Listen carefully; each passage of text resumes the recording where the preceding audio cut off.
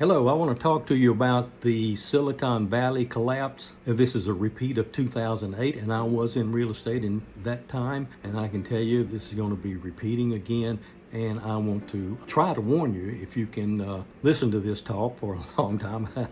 I got my notes and I got to look down and see what's going on. So like I said, it's a repeat of 2008. Back then, Dodd-Frank's had announcing, the banks are in good, strong health. There are no foreclosures. And there was a movie called The Big Short where he found out that that's not true. There were total subdivisions going bankrupt, which in 2008, they were also in our area. So what happened was Dodd-Frank standing out there just like they did in Silicon Valley last Friday night. They're telling you a lie. It's not true. They made the announcement on Friday night hoping that you would think about it, or those people that had deposits there would think about it until Sunday morning and not make a run on it. But they did make a run on it, and now the federal government has control of it. See, the FDIC can only insure $250,000 of money invested. So if you got $1 million, you're only going to be insured for only $250,000. Smart companies, smart people they got a lot of money, they'll take $250 here, $250 at another bank, $250 at another bank, so that it is all insured.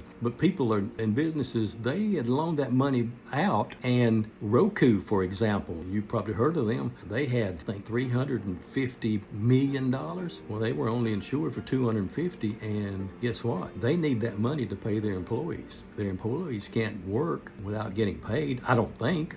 Or maybe they can. I don't know. I certainly wouldn't work if I couldn't get paid. Would you?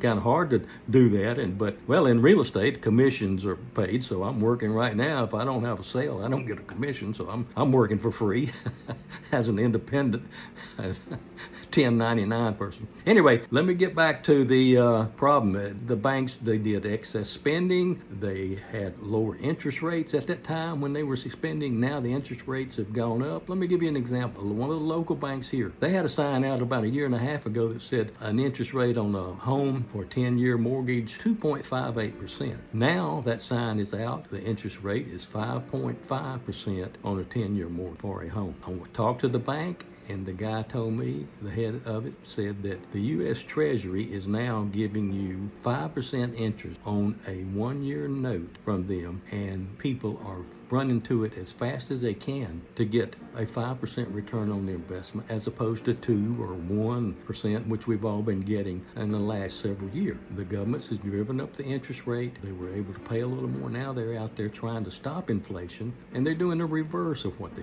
want to do, and that's stop inflation. They're going to create inflation, and they are. They will, especially with this what's going on. There was a glitch also at Wells Fargo, but I think Wells Fargo is strong enough. There was a glitch in their internet, but it's back up and running. So hopefully their bank is solvent. Who knows? We'll find out in the near future. Another thing I found out about the Fed or FDIC, they have $200 billion that they can use for insurance. But right now, with this SVB foreclosing, and if federal government increases that and covers it, they're going to need $1 trillion. They don't have it. So what happens? Creates more money, possibly. What happens when you create money? Interest rates go up, inflation goes up. It's just over and over and over, and it may never stop unless we get a strong person in the Treasury Department to stop this. And I don't know who that is. I hope there are people there. I'm not trying to be political. I'm just telling you exactly how I feel. As I told you, the FDIC announced it on Friday night, hoping that those people would wait until Monday to not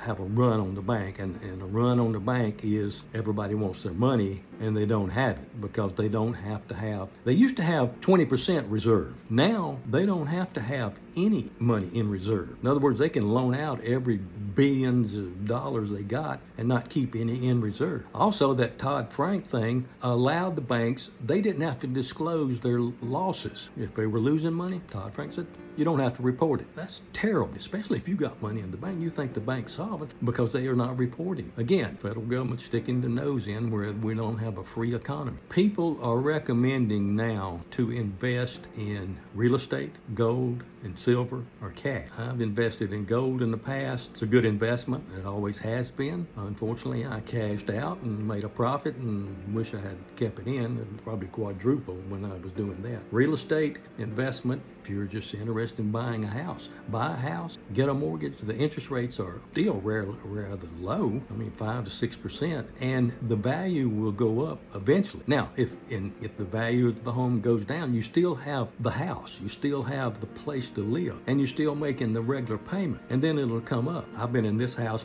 we built it in 22 years ago, and it went down in value in 2008 quite a bit. I actually took my comps to the tax people in Spartanburg County, and I showed them what it was, and they lowered my tax. I'm not going back now because the value of my house is almost double what it was then. As I told you in the last one, the price of homes has gone up 7% in 1 year. So I think that you're better off in real estate by having a house, and maybe if you're interested in buying and renting a house, that's a good leverage that if you ever read Rich Dad, Poor Dad, he's the guy that promotes that. You buy leverage, you buy an interest, you get to write off the interest, the house goes up, and then you rent it out and you're making a little profit and paying the taxes and the insurance on. But I'm not here to tell you to invest in that. You need to get a financial guy stronger than my opinions.